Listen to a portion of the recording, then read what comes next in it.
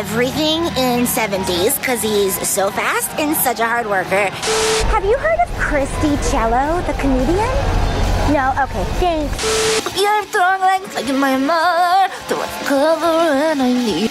But then I started thinking about the Bible, and I will never do it again. You know that I'll never do it again. Hello, friends and foes. Welcome to another episode of CGP PPP. I love PP. I'm going to do the same joke again. Introducing this episode. Good. Yeah. I think it's good. I think it's good to have things that the viewers and listeners can come back to again and again. Like our next host, Christi Chiello. I didn't see that segue coming. That was pretty good. Thank you. Yeah. I'm Emily Pineapple. And I'm Forrest, the keeper of the Canon. And each week we profile the person who is going to be hosting Chris Gethard Presents. This week it's going to be, of course, Christi Chiello, back for her third episode, airing November 20th, 2019. And the episode is called New York Christi, and it's going to be an ode to New York City. And the cast is going to include P.D. Debrew. Yeah. Debrew. He co-created White Chocolate with Christi, which is their, I think, monthly stand-up show that they do. And previously hosted a podcast called Hope of the Hood, which Christi guested on, and it's a really, really fun episode. It's absolutely adorable. Yeah, I loved that episode of the podcast. It was really good. And then Christi's episode, as we mentioned, is an ode to New York. And so this week, we're going to do an ode to our city in being inspired by her. Yeah, we were thinking this is her third time back. The first time we talked about her the 15 favorite things. Oh, that was pre-15. My gosh. We just tracked everything we could find of her in terms of online video. Oh, wow. Yeah. So we did that. The second time episode of hers, we talked about her social media, which she is a goddess of. And we thought it would be especially appropriate since that was about rejection. And so this time we're just going to be inspired. We're just going to be inspired by her. Much like last week when we talked about pranking inspired by Carmen, this time we're talking about our city because she's talking about hers. I wonder if we should have instead talked about like city nationalism, like love for one city and like what that means and psychologically what living in a place does to you. I've been thinking a lot about that. It's not too late. We could pivot and do that. I mean, that would take a lot of research. That's true. But I don't feel like doing it. Instead, I'm going to tell you all about Christi Chiello. Yes. Christi is a comedian, actress, and voiceover artist based in New York. She made her Comedy Central debut on Jeff Ross Presents Roast Battle opposite legend Jimmy Carr. She was named a new face of comedy at the International Just for Laughs Comedy Festival in 2017 and has appeared on Rachel Dratch's Late Night Snack and Comedy Knockout on True TV and has played various roles on IFC's Comedy Crib. For 3 years, she co-hosted the popular live show Battle of the Divas with Matteo Lane, which was the best of the New York Comedy Festival, and by Time Out New York thought so, apparently. And she wrote and starred in her own one-woman show, It's Christi Bitch, which has sold out at Joe's Pub and Ars Nova. Currently, Christi stars in Chris Gethard Presents on the Manhattan Neighborhood Network. You can hear her as Baby Saffron on the PBS Kids show Pinkalicious and Peterific, and see her in national television commercials for IKEA. She performs stand-up almost every night in venues in New York City and hosts her own show, Christi Chiello's Lost and Found at the Stand. Really cute posters. Yeah, the posters for that are really cute. She posts them on Instagram. Yeah, definitely check those out on her gram. And she's repped by CSED talent agency. No. And she's at Christi Chiello on all your favorite social media platforms and the ones you've just reconciled yourself to as inescapable parts of modern society. And we got that bio, of course, from her website. Yes. And now we were just thinking we'd have a sort of free-form discussion about San Francisco based on kind of what we know about Christi Chiello and what she might love about New York. She moved to New York when she was 19 years old and basically went there instead of going to college. She was just like, I'm going to be a performer. Right.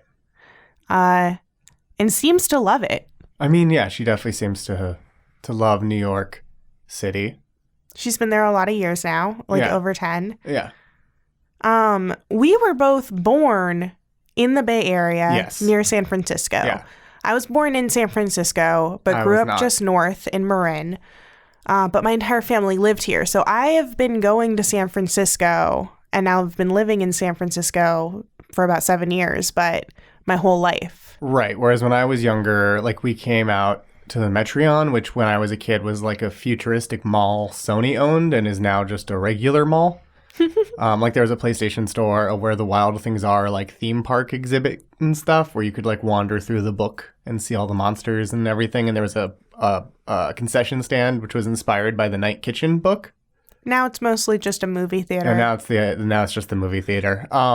But like so that was cool. Like San Francisco was always like a treat to come to when I was young. Like we would BART in, take the train in, and then like go to Ike's to get sandwiches or like just hang out and walk around. Like it was the like fun playground kind of as a teenager more than an actual city in my head back then. And then I moved here and now I very much see it as a real city. Yeah, when I was a kid, I mostly went to my grandmother's house, which is in a part of San Francisco called like the Sunset. There's a bunch of different parts of San Francisco, but this part is mostly like little houses. And there's a lot of fog, and it's right over the Golden Gate Bridge. So you can see the Golden Gate Bridge from her house, and we would be driving over the Golden Gate Bridge, which is like red. So I always associated it with like the ruby slippers. And I always felt like we were going to Oz. Like I always felt like I was going somewhere magical where like an adventure could happen at any minute, even though I was really just going to my grandmother's house. Right. I was mostly in Chinatown and the financial district. So it was, as a teenager, I'm like, yeah, no, we have no supervision. Oh my God, I was never allowed in the city without supervision. Oh yeah. No, I was like, yeah, no, me and my friends came over regularly, just us on alone. I think it's because you're boys. We weren't all. But like you were in a group. Yeah. It was also like 4 or 5 of us always, and generally not like 1 or 2. But it was also the fact that we were boys definitely made that more possible, I think. My mom would never let me. My mom grew up here, though, in not the best neighborhoods. I always thought that she was extremely paranoid because we grew up in Marin. It was like very suburban, very safe, whatever. And she would be freaking out. She'd be like, Emily, did I lock the doors? Like, did I lock the doors? Oh my God, is the garage door closed? Like freaking out. And I'm like, Mom, you are the most paranoid human in the world. And then I moved to San Francisco and was like, oh yeah, no, we should lock the fucking doors. I always locked the doors, even not in San Francisco. But my dad was actually a cable car driver here. Oh, really? Yeah, he was a cable car driver on like the fake cable cars, not the real ones, the like buses that look like cable cars. And so I knew from a very young age that the Golden Gate Bridge is international orange. It looks red, but it's technically orange. And I think it's very San Francisco to have a bridge that looks one color, but if you're really in the know, you know it's something different. And so you can show off to like other people and be like, oh, you said it's red? Loser. You don't know. You don't even know what you're talking about. San Francisco's a complicated place. Just like New York. And I don't really know how I feel about it, to be perfectly honest. My dream my entire life was to live in San Francisco. Oh, yeah. I never thought I'd make it to San Francisco. I thought like maybe I thought it was I never thought I'd actually do it. I wanted to. I really wanted to live in the city because like you could literally see it from the East Bay all the time. So it was always sort of like Gethard's talked about with New Jersey and New York. It's like omnipresently there, but felt unattainable in a way that I think is similar to what he was talking about. Yeah. I always dreamed of, because my family, my great-grandfather came here in, whenever the fuck, like the 50s, and started building houses. He was a contractor. So we've always had property in San Francisco. My grandmother lived here, and we had 2 buildings, the one that she was born in and the one that my great-grandfather built. He built a bunch of other ones, but he sold them and all that sort of stuff. So I grew up kind of like in San Francisco real estate without living here, but it was always my dream to live in San Francisco. And I did think that it might be attainable. The idea being that like my family lives here, so I would just live with my mom Well, and if or you have- live with my grandmother, if you which is now the case. I'm living in like Right. our house. Right. But if you have property, In it's her a lot basement. more. It's a lot more attainable than if you don't, as I That's didn't. true. That's very true. I always just thought like I was always very aware that of like the art that art was here, Yeah. and eventually that Lucasfilm was here, and so like I was like, oh, that's where Star Wars is. I always thought that it would be because Novato, which is the town I grew up in, was so boring. It was so rural. I would walk outside and there would be all these houses, right? These big houses and no humans outside on the street. And that always creeped me the fuck out. I felt like people were building these fortresses, but right next to each other. And there was nothing to do. Nothing at all. There was like a park, you know? And so I always thought of San Francisco as a place where like anything could happen, like an adventure could happen and where the real world was. I felt like I was Right. in this weird bubble in Marin, and that San Francisco was where it's at. It's where all the people are, and therefore somehow more real than where I was. And had more art. Yeah, more like that's where I could achieve my dreams. That's where I Yeah. could be an artist. That's where I could be anything. Well, because like I definitely like when I took improv classes and stuff as a teenager, I always had to come to San Francisco to do those things. Like whenever I heard about theater or heard about art in a lot of senses, it was always I at least always heard about it here in San Francisco, even more than like Oakland. I had that a little bit too, but it was, I mean, it had a lot, but I heard about it a little bit, and I definitely heard more about San Francisco. So it was like where. Like you're saying, where everything was happening versus the suburbs. Yeah. Because I was in there was nothing. a city that's a city, but like is still far more suburban than San Francisco. Yeah, very true. I feel so weird. This is a really difficult episode Why? for me personally because I've been thinking so much about San Francisco and how I feel about it because since Also, I've sorry moved for that clang. here. Yeah, sorry for all the noise. Our cat is now on the table joining us for this episode. Gatsby, what do you think of San Francisco? Oh, that's an interesting angle. Wow, how fascinating. When I first moved here in this neighborhood, and I've been in this neighborhood for 7 years, in my ancestral home, the home that my grandmother was born in the basement, because rent is very high in San Francisco. Even though I'm not paying anything, I can only afford a basement. Even in my ancestral home, I can only afford the basement. It's a beautiful basement. We don't live in a chest. No. Like that's we got that going for Yeah, us. Like, exactly. There was someone who was renting out a chest, and that for cheap, but still, someone was crazy. doing it. But when I first moved here, my friend and I could walk from here to the Mission, which is like a sort of popular area with a bunch of restaurants and bars and things. It's like traditionally the like Latinx district. So it's really good burritos and shit. And murals, these amazing murals all over the Mission. There's a lot of murals in the city, but I think the highest concentration is probably in the Mission. There's like one of Carlos Santana that's like locally iconic. There's Clarion Alley, where there's just like tons of murals that get updated all the time and are just super bright and vibrant. And you can pretty well avoid the crackheads who chill out there. All the crackheads who chill out in Clarion Alley have been really chill. Yeah, it doesn't get as sketchy. I don't know that they're necessarily I don't know that they're crackheads. crackheads. I don't know what that was what they're I was on. going to question, but it's, I mean... They're certainly on something. Sure, they're like but- younger people, but they've always been so chill. But that's the thing, I've I never think, felt like threatened. It doesn't get as sketchy as some of the other parts can get. But the thing is like my friend and I, like another woman, a young lady, we could walk from here about 30 minutes to the Mission and back in the dead of night. Yeah. And be perfectly safe. And I felt really safe because there's so many people in this city and everyone's in and out. I would see other people. I knew that if I shouted, someone would hear me. Yeah. You know? And now we cannot do that.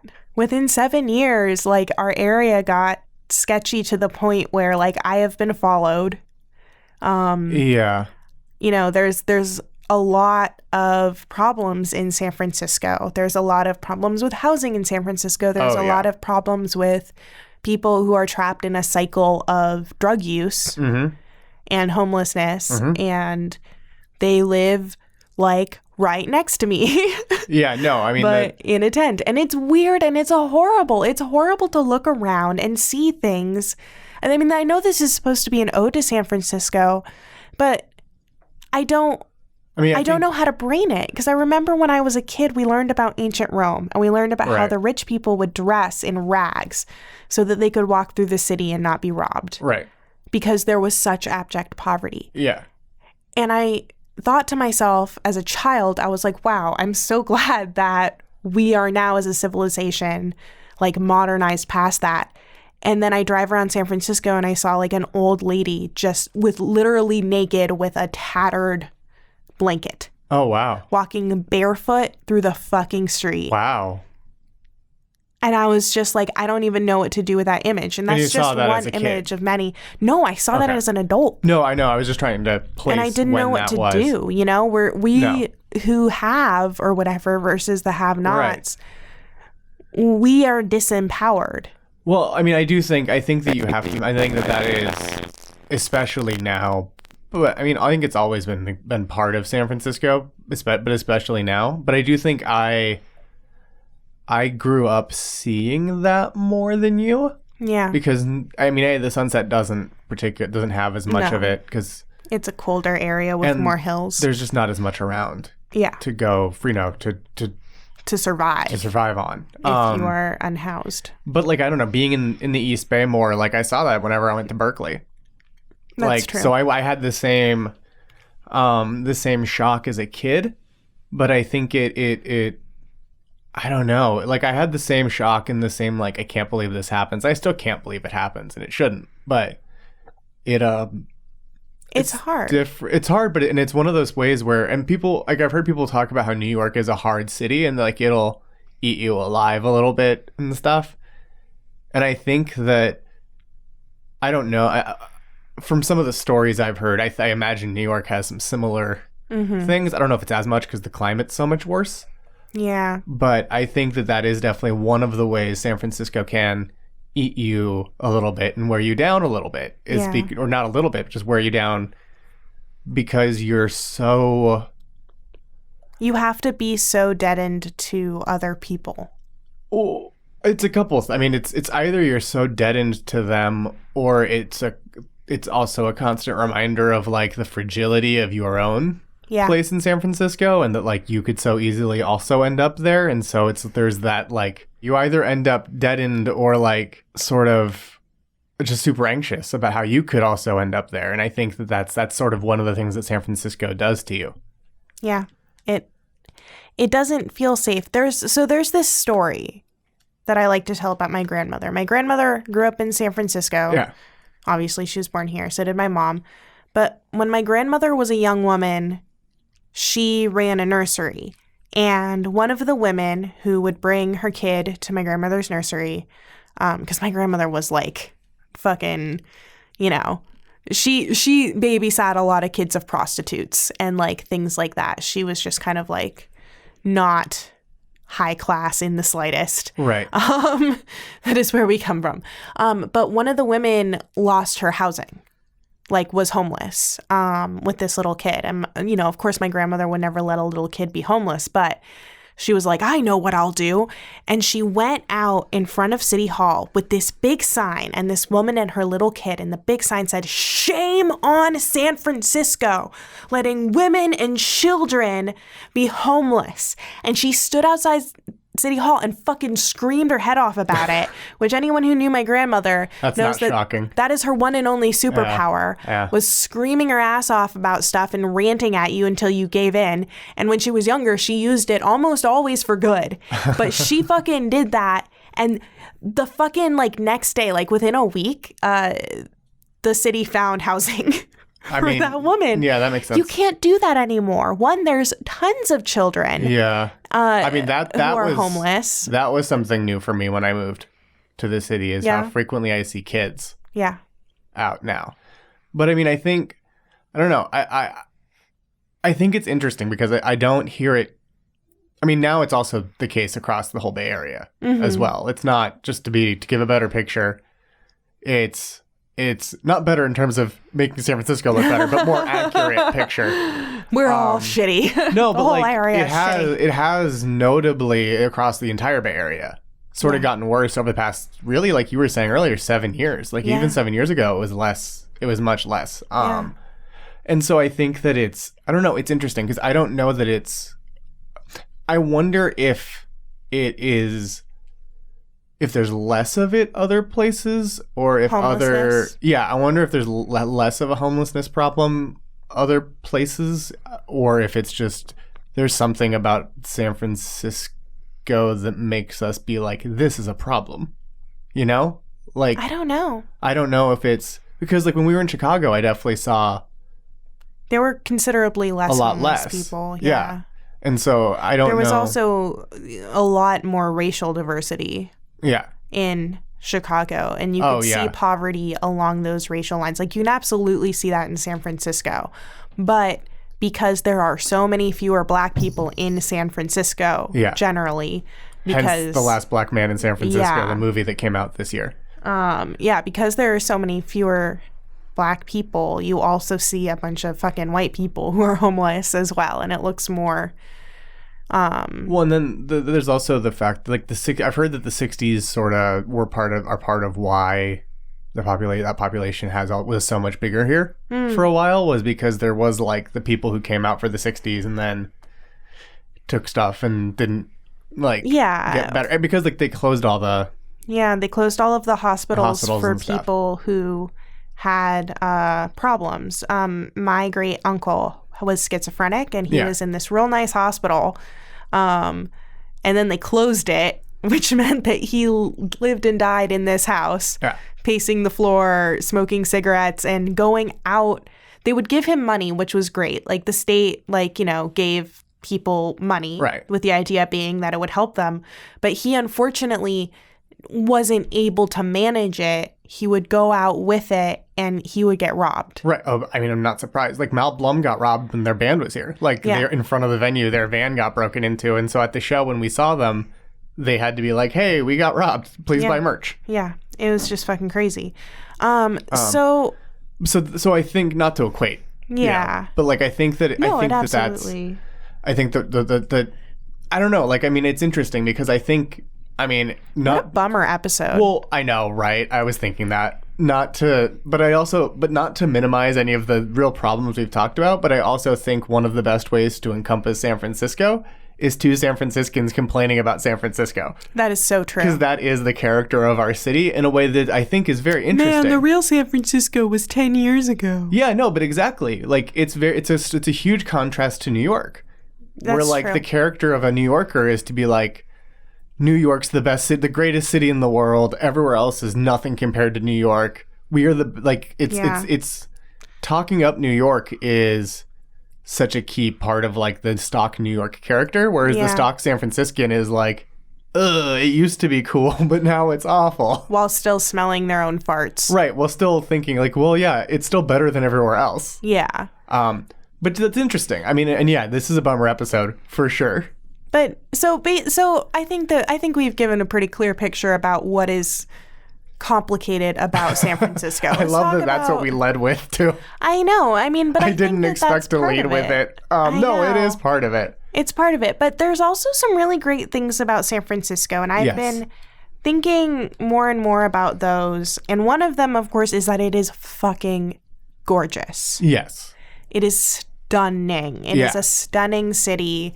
We have the bay. The architecture is beautiful. A lot of it was designed by, I don't know the name of this person, but their idea was that all of the houses would each look a little different and have their own like little whimsical architectural things, like little motifs or sconces or like turrets, this and that, with the idea being that if you go into the Sunset or the Richmond, it looks like you're in a fairyland. I love that. And it really does look like you're in a fairyland. It does, for sure. It's stunning. I mean, another great thing that we have is the punchline. Yeah, Like, we have a lot of comedy. We have so much comedy. I mean, and we always have. Well, not always, but since the 60s and 70s, at the very least, San Francisco has had a like surprisingly robust comedy scene for what is, a relatively small city compared to New York or Chicago or a lot of the other comedy towns. And like, it's something that I didn't really appreciate until I started talking more with comics who are not from here. Yeah, me neither. And who aren't doing things here. Like, there is comedy every single night in San Francisco. There's multiple free comedy every single night in San Francisco somewhere. Yeah. There's multiple shows every night in San Francisco, and you can get around by bus and BART and on foot. Yeah. So you can do a lot of shows. Yeah, it has that in common with New York, where you could do multiple shows a night very easily because you don't have the problem in LA of having to drive everywhere. Yeah, and it's fun. I don't know. I've enjoyed the San Francisco comedy. The crowds are a little weird, but and that varies from venue to venue, obviously. Yeah. Like so we've had some great venues in the past as well, like the Cynic Cave, which was an alt comedy like haven and wonderland where comedians would come from LA specifically to perform there. It was in the basement of a video store. Yeah, it was in the basement of Lost Weekend Video. Dave Ross did an episode of Terrified from there. It often had alt comedy programmed against Outside Lands comedy tent. Yeah. And would often have people come out after and do shows there. But now we still have the Punchline. It almost closed, but it narrowly avoided it. And the Punchline is a legendary venue where like getting on there can get a comic TV gigs and that kind of stuff. But it's also not super difficult to get on if you're a working if you are a comic who is putting in the time. Yeah. They have a lot of showcases. Yeah, and I think it's respected. It's a club that is, it seems, respected by comedians and also is attainable, which is great. Yeah. And I think we're lucky to be so near Oakland and Berkeley and areas of the East Bay that are also densely populated, that also have comedy. And so I feel like the scenes really feed off each other, and we get a lot of good comedians who live in the East Bay. I think that's true. And I think that that's one of the secrets to San Francisco's sort of artistic success is the fact that, people will call it the San Francisco comedy scene, but it's really the Bay Area comedy scene. Like Oakland, especially now. Maybe there was, I don't know, maybe there was a time when like in Robin Williams' day, maybe it was more distinctly like there's the San Francisco scene and the Oakland scene is either not there or just very different. But at this point, it feels like, they're really one and the same. Like, all the bookers know each other. Know all the different shows. The comedians do shows on each side of the bridge all the time. Yeah, within the same night even, because you can. Easily. Yeah. It's like a 30-minute BART ride and then you're over. Yeah, as much as we hate on the BART, like, it is pretty cool. I really had a change in my mind. I thought that I have never lived anywhere but San Francisco and LA. We also can see Mort Saul, who's a comedy legend who does a weekly show up in Mill Valley. That's true. Mill Valley is harder to get to. No, I know, but it, just as one more aside of how spoiled we are. We can see a comic who's been performing since 1950 and is has been on TV and is a satirist and is the first modern stand-up comedian since Will Rogers. And he's just here. Maya Angelou lived here and wrote all about it. Yeah. We have so much history, but what I was saying before is sorry. I thought San Francisco was the best place in the world. I thought it was the best city in the world. There was nothing to it. As much as I complained about it, I knew it was the best. And then I went to Chicago and was like, oh my God, everything actually stays open. And oh my God, I was like, this is a world-class city. This is a world fucking class city. Right. There were jewels in the fucking library. Jewels, actual jewels set into the fucking stairs of the library. And I was like, wow, what a shithole San Francisco is. But I think that I perhaps in that sort of lost sight of how cool San Francisco is in a lot of other ways. I also think it's easy to lose sight of what we have and just how odd it is that San Francisco can boast a scene that's close to the size of cities that are significantly bigger. Yeah. San Francisco by all means should not be able to have a comedy scene that like that it has produced people who are like you know that it's thriving as much as it is in a city Claire that's small. O'Kane Yeah, was here. Claire O'Kane was here. She liked it better than LA. Yeah. But yeah, there's Riley Soliner is from here. Yeah. We have a lot of museums and we have a lot of cultural things. We have a lot of that's something that I wrote down that I like about San Francisco is that there are lots of old people who are not from America, from all over the fucking world. And like literally all over the fucking world. I mean, I grew up with Russian relatives here. And they had friends from China and all these places that they had lived. So I grew up with all these old people speaking all these different languages. And I just assumed that like the older generation, like there was a grandparent generation and that all of those people could be from anywhere in the world. Oh, no. And so...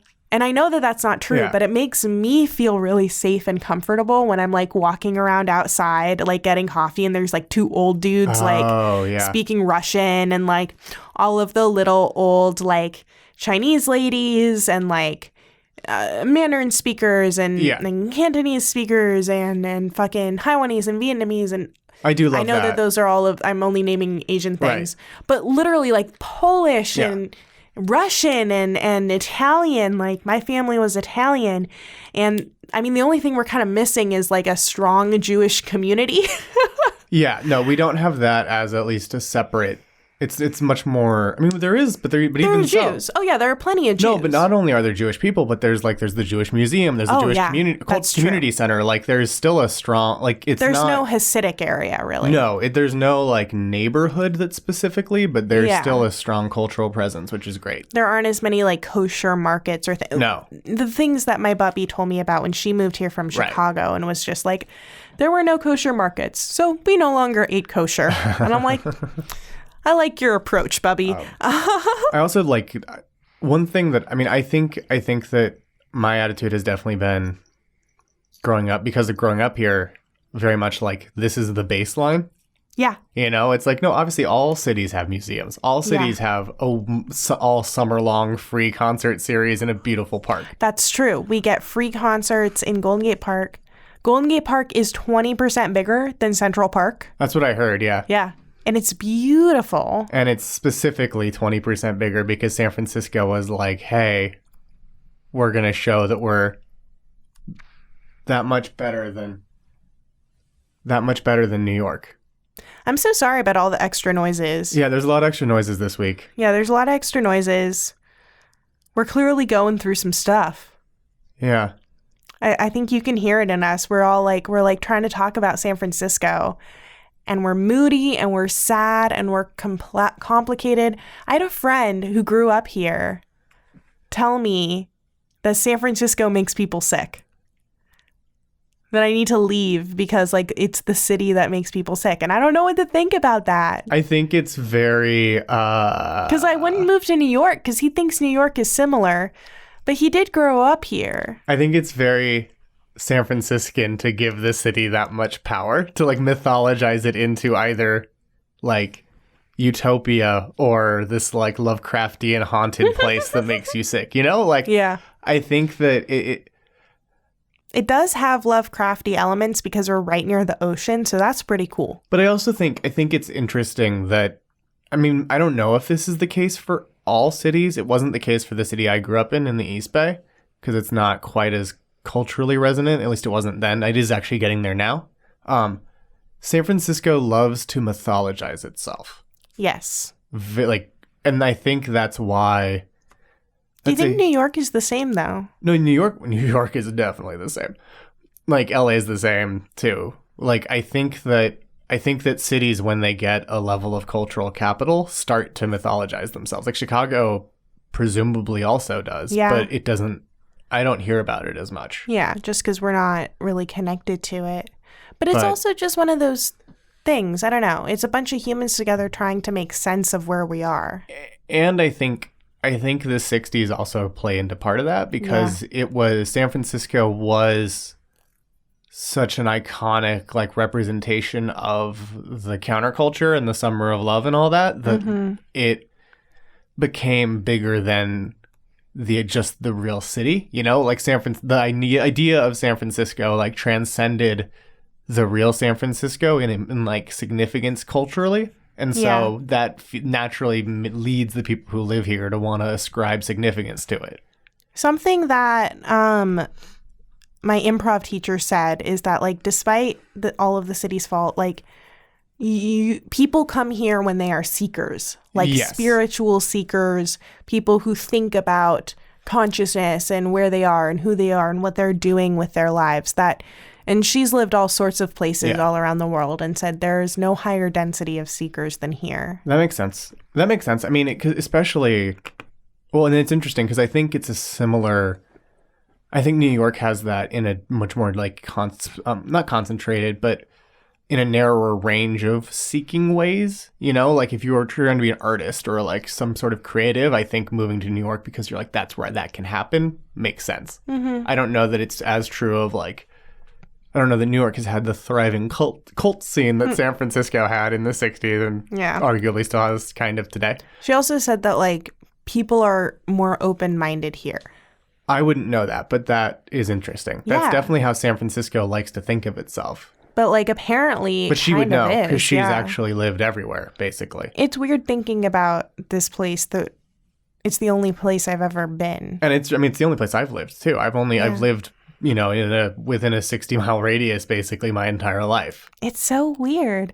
You've lived farther than I have. That's true. But you lived in L.A., which is... That's true. I lived in L.A. for 4 years for school. But, I mean, I was sort of in a college town. And I really didn't like Los Angeles. No, you didn't. A lot like Claire O'Kane, I felt like it just sort of makes you think of your art in terms of what can be sold. And that fucks up art. San Francisco has a lot of great things about it. And I really need to think more about San Francisco. Like, I don't really even know what to do with this episode. I know. I think it's funny. I mean, I could hear it because you're like, San Francisco has a lot of great things. Yeah. No, but like it does. It really does. And I think it's because I wasn't as in San Francisco when I was a kid. Like, it's getting normalized for me. It definitely is much more normalized for me now than when I moved here 5 years ago. But, like, I still kind of marvel at the fact that, you know, right by my job, there's, like, cool art, cool statues everywhere. And, like, you know, Muni is annoying, which is our light rail and bus system. But, like, it's still way cooler than anything I had as a kid. Yeah. Like, I had to, like, before I moved here, I drove everywhere. Yeah. And I really value the public transit system here. Even with all of its flaws, it's still better than not having one. And that's the case in so many places. Yeah. And just, I don't know, like, I think there's a lot of great stories here. Yeah, and there's is true. There's so much history. There's a feeling of you don't know where you are in time.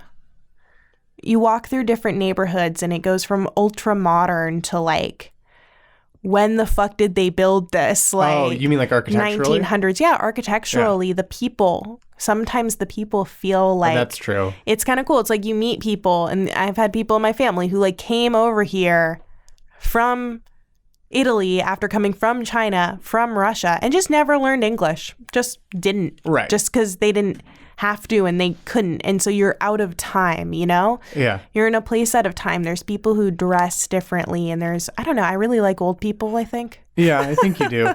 And then one thing that was interesting is it was actually in the comedy show we saw last night. There was a joke about how in San Francisco, like, no one has a real job. No. Or like a large portion of it doesn't have what you would consider a real job. Yeah. And like in some cases that's just you're doing some weird tech thing, but sometimes it's like I think San Francisco is weirdly a place where you can make, if you have the ability to be here. Or let me take that back. San Francisco likes to think of itself as a place where whatever weird like idea you have can potentially flourish and become something. It's a boom town. It's totally a boom town. A lot of startups. And I think, but even some of the art ideas are like, I don't know that Like Oakland, like the Bay Area would be happy with it, but a lot of places you couldn't support it. Like there's a comedy show in Oakland that is in someone's house. Yeah. Just in his living room. It's pretty cool. And it's like, oh, that is a thing that like I didn't know that could happen in a big city. Mm-hmm. That feels like a small art town kind of thing. Like before that, all the concerts at that there's a whole music series in San Francisco actually that's all in living rooms. Oh, really? Yeah, you can go just like see, like I saw Pomplamoose perform in like someone's living room, and we also have open studios. Yeah, where they're like, the idea is that artists who have their studios, which are usually in their homes or in their garages, just open them up and you can walk through their like nasty ass garage and like see the beautiful shit they're painting. And like we have a disproportionate amount of improv theaters as well. Yes. Because like the improv history of San Francisco is far richer than I knew until recently. Reading Improv Nation, like Del Close was here too with the committee. Like like New York, Chicago, and San Francisco were the three cities where he really worked. Mm-hmm. And I think that's interesting. And then like the fact that Francis Ford Coppola owns one of the big buildings and like American Zoetrope was until recently up there. Like it has this art history and strong art present that you wouldn't expect from it. I think if you just saw on paper, like it's a city, it's a mostly single industry city. Yeah. And that industry is tech. Yeah. You'd be like, no, there's definitely no art scene there, but like there is. Yeah. And it's not, it's changed from what it was and a lot of it's gone to Oakland, but like it's still here. It's still like there's still like that beating creative heart inside a lot of the city. Yeah. And I think so to sort of bring our downer episode to a bit of a close. Okay. I feel like that what it mostly has been is me being like, San Francisco is kind of great. And you being like, yeah. I'm so tired. I'm so tired, Forrest. I think that's the problem, is I'm so tired. And the city can be so harsh. And I just need to sleep and I need to be in some of the quieter neighborhoods. Okay, yeah. I really like some of the quieter neighborhoods. There's beautiful little beaches. There's beautiful homes, beautiful neighborhoods. Our neighborhood is a little bit rough. Now. And I mean, it was always a little bit rough. Oh, yeah. I mean, when my grandmother was born here, she used to say this is where, like, the artists and thugs lived. Yeah, cool. That's also all I ever wanted, is to live where the artists and thugs live. I always assumed I would end up in a place like that because I lived so close to, like, a much rougher place that didn't have artists at the time. That's true. There are fewer artists now in this neighborhood, but... Yes, but... The thing that I love the most about San Francisco, hands down, is that we get our free city college. Oh, that's also cool. All city college classes are free to people living inside of San Francisco. And I am disabled right now. I can't do much, but I'm able to take free improv classes with like incredible fucking teachers and be in a class with like this incredibly diverse group of people. Lots of immigrants, lots of people from all over the country who came here to live in San Francisco to go to college here. Yeah. And I think that that's something that's incredibly lucky and that I'm really grateful for. I agree. What about you? What's your favorite thing about the city? I think I honestly think it's the comedy. I think it's the fact that there is such a strong comedy scene here, and the fact that, you know, it's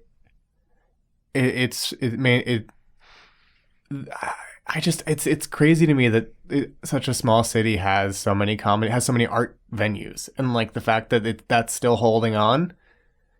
Like, I mean, I remember listeners who listen regularly will remember I ended a previous episode mourning the punchline. And being disappointed, but the fact that it survived really like is, I think, helped turn me around or like turn a corner on my like complete cynicism about the city, because I was like, okay, it's still like that moment was when I was like, you know what, it definitely has its problems, but like it is still San Francisco, you know, like the fact that the city government saved it, and interceded to be like, no, we want to keep this landmark comedy venue here. And like Dave Chappelle came out to rally for it, and all these comedians like Nato Green rallied for it. And so like that, I think that was that sort of moment was where I was like, okay, no, it hasn't completely changed. And then just, I don't know, like I like that the comedy, like I said, the comedy and the art, and then the fact that it's everyone, like the fact that at least during the day, people from so many walks of life do move through the city. Yeah. I wish more of them could live in the city. Yeah. But the fact that it is still, it's a lot more cosmopolitan than I would expect a 7x7 city to be. Yeah. Like you wouldn't expect a city that's this small and like kind of parochial in its way. I'm always so shocked at how big other cities are. Yeah. Just shocked. Yeah, because like San Francisco is only 7 miles by 7 miles, and yet it's this cosmopolitan, artsy city, and like that's crazy. And I'm grateful that it is still trying to be that, even as it is having a harder time remaining that. I think that Christi's episode is going to be a lot more positive on New York. Yeah, But no, I think definitely. it's going to be more positive also because she's not from New York. And a lot of the people that we watch in CGP and in that sphere aren't from New York. They came to New York Right. to perform, and so they love it more. We're from San Francisco. We're from this area. Like, if we came here from somewhere shittier or that we felt was shittier, I think they also just sort of feel more reconciled to the fact that that's just the nature of a city as big as New York. That there's going to be some of these problems. And San Francisco is still a little bit like, we have to solve it. We can solve it. It doesn't have to be this way. There's that utopian drive still. In a way that, because like New York's not utopian at all. But San Francisco still wants to think of itself in a much more utopian way. it's a lot younger than New York. Yeah. And I think it's also... It has not been at this scale. No. For definitely, I mean, it hasn't existed for as long, but it also has not been anywhere near this big of a city for this long. Like That's true. It's booming again in a big way that it hadn't before. That's very true. What do you think? What do you expect for Christi's episode? I mean, I expect that I expect that New York will be the greatest city in the world. And that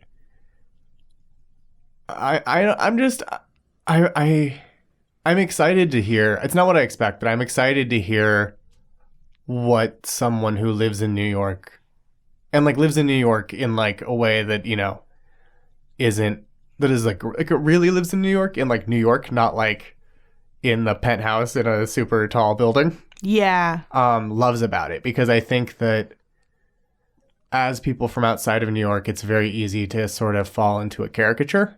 Yeah. Of New York, which is one reason like I kind of like that we were able to talk about both the good and the bad about San Francisco, because I hope that talking about like, yeah, they're like, all of the problems are real. Yeah. But there's also a lot to love, including the sourdough pizza. Like, San Francisco's pizza is great.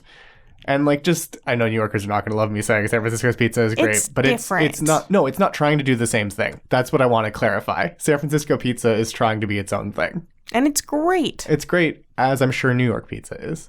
Because Chicago pizza was also good, but different from both of those. Yeah. We respect pizza in all forms on this podcast. As long as it's bread with stuff on top, I'm good. Oh yeah, no, lettuce with like cheese and tomato sauce wouldn't count. No. What do you expect on the episode? Penises. I think that what she likes most about New York City are the disembodied penises. Oh, the Empire State Dingling? I mean, we have our own now with the Salesforce Tower. It's true. It is a giant building that was recently completed. It can be seen from all parts of the city. They made sure. East Bay, too. And the East Bay. Like, over mountains, through hills and woods, you can see this thing, and it looks like an uncircumcised penis. And it has a glowing tip. What's great is on one of the, to keep our dynamic going of me being like, but there's a cool thing about this thing. It becomes the Eye of Sauron on Halloween. And occasionally, the idea with the glowing tip was that there was going to be art up there. There's going to be live scenes from around the city. It was and also other art. Also other art. But the main piece was going to be cameras posted around the city at like Ocean Beach and stuff, recording it and then playing back San Francisco's day to itself. And that didn't work out for some reason. No.